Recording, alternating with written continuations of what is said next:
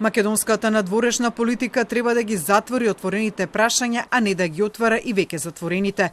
Ова е ставот на дел од аналитичарите по изјавата на премиерот Христијан Мицкоски дека македонското прашање не е затворено, се додека Македонија не стане полноправна членка на Европската унија. Според Петар Арсовски, Мицкоски со неодамнешната изјава е тој што го држи отворено македонското прашање, идентитетот и покрај реалноста на Преспанскиот договор, договорот за добрососедство и преговарачката рамка со Европската унија.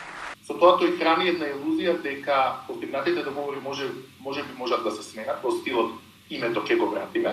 И во тој случај, во таква ситуација изгледа како да има проблем за секој решение, наместо решение за секој проблем.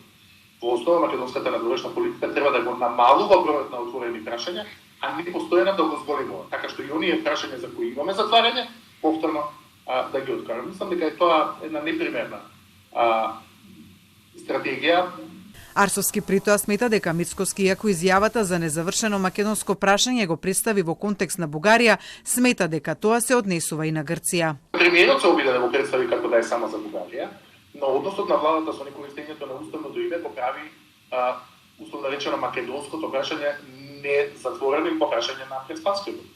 Бидејќи владата не користејќи го ерга однес името, де факто Преспанскиот договор го прекршува. Така што мислам дека тој се обиде да го намали опсегот на неговата изјава, сведувајќи ја само на пресудите во Страсбург и непризнавање, односно недостатокот на регистрација на македонски сдруженија во Бугарија.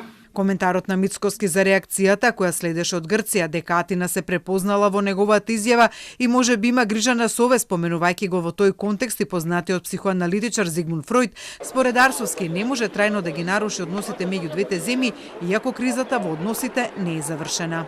Ваквите шегаџиски изјави треба да имаме предвид дека се дадени пред македонска диаспора во Нью Џерси, која е секогаш малку понационалистичка од публиката дома, подоснежното до објаснување се однесува и на таа публика.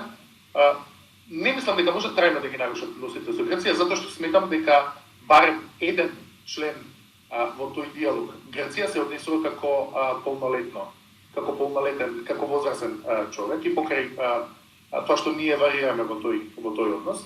Според Арсовски, во моментов и на двете страни им одговора да ја држат главата в песок, односно да го заскриваат проблемот, но и тоа не може да трае вечно. Според него, кога тогаш Македонија ќе мора да реши дали ќе го почитува Преспанскиот договор, ќе го менува или раскинува, бидејќи стратегијата на ниту го почитувам, ниту го раскинувам, како што вели Арсовски, не може да трае вечно.